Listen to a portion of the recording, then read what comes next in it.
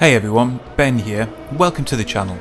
If you're new here, I'm a time-pressed dad who nevertheless has a big passion for sim racing and wants to share that with you guys in the form of race videos, tutorials and guides. You'll find loads of content on the channel, including a series of videos dedicated to becoming a better sim racer, which you'll find a link to in the description. I'm really pleased to be working with Race Department, the biggest sim racing website on the planet, for this video.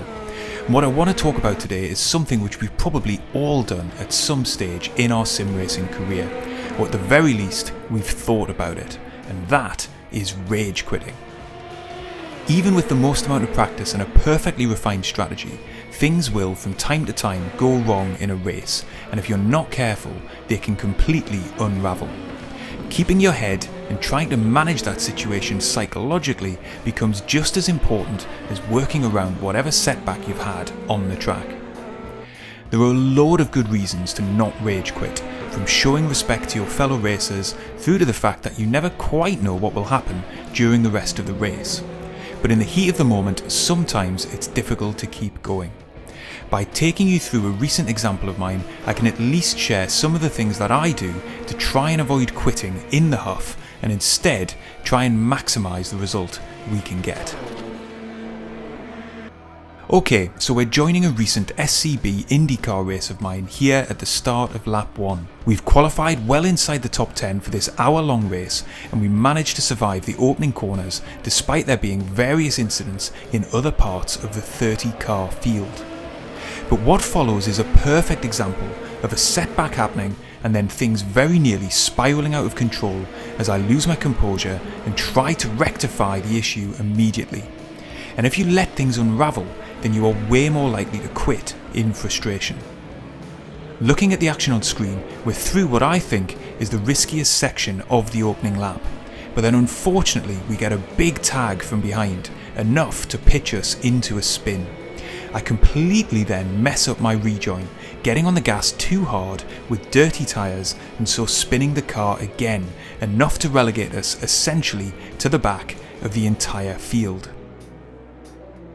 Now I'm in a hurry to rectify this situation, so we fast forward to a minute later at the end of lap 1 and we're weaving our way through a further accident, only to get a message from crew chief that I've overtaken a car under yellow flags and I have to give the position back. Still feeling pretty aggrieved at the earlier incident and unclear on how many positions I'd have to give back and to who, I decide to carry on regardless. One corner later, I'm hit with a drive-through penalty to be served in the next 3 laps. And I am absolutely gutted, as you can tell from my reaction live on stream.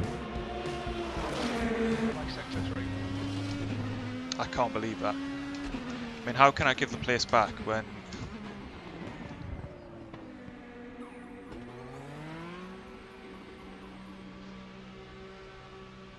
Ay.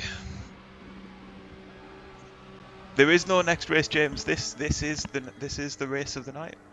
We've got an hour to sit through this. We're done. Go.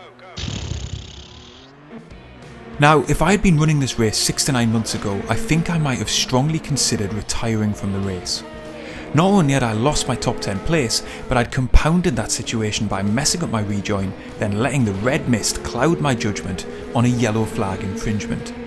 After serving my penalty at the end of lap 2, I rejoined the race in 23rd position, a full minute behind the top 10 and nearly 30 seconds behind the nearest car to me on track. On reflection, with an hour-long race to go, there was plenty of time for me to regain the positions lost in the initial incident, and although it isn't easy, if I'd been able to keep my cool after being spun around on lap 1, executed my rejoin properly, and been patient with any yellow flags, I think at worst I'd have been 10 seconds or so away from the top 10, and still well in contention for big points. Before we get into the next steps in this video, if you're finding it helpful and enjoyable, do remember to hit the like button and get subscribed so you don't miss out on any of the sim racing content we've got coming up. So having already failed in step 1 of this guide, what really kept me in this race was being able to quickly assess the situation. Okay, we'd lost a lot of time on our rivals, but crucially we hadn't taken any damage whatsoever, so the car was still running well and we wouldn't need to lose yet more time in the pits. What's more, we had a clear track ahead of us, and I knew from practice and qualifying we had good pace. I now had the opportunity to show that, while everyone else further up the field would be jostling in early race traffic. And we were racing at Road America, a track where there are at least 2 overtaking spots where it's possible to make a move. Everything was not lost, and as cheesy as it sounds, looking for the positives in an admittedly very frustrating situation was really important to me, being able to knuckle down over the next 20 minutes to start reeling in the cars ahead and trying to salvage something from the race. The final element was using this time in free air to set new goals for the race. So my hopes of a top 5 finish were probably long gone, but points awarded all the way down to 15th position were a possibility, even if I'd be relying on the mistakes of others. Together with some very helpful advice in my stream chat, I started working through race strategy options to achieve this new goal. I'd planned for a 2-stop race. Could I convert that to a 1-stop and mitigate the impact of the drive-through penalty? What would that mean for tyre choice and refuelling? All of which were much more productive things to occupy my mind with, rather than continuing to dwell on the time and positions lost in the first 5 minutes of the race. In the end, I tried to shift to a 1-stop race, clawed my way back into the top 15, and then as it became clear I would have to make a second stop because my tyres simply weren't going to last until the end of the race, I ended up fighting for a 12th place finish at the end of the race, bringing home at least some championship points.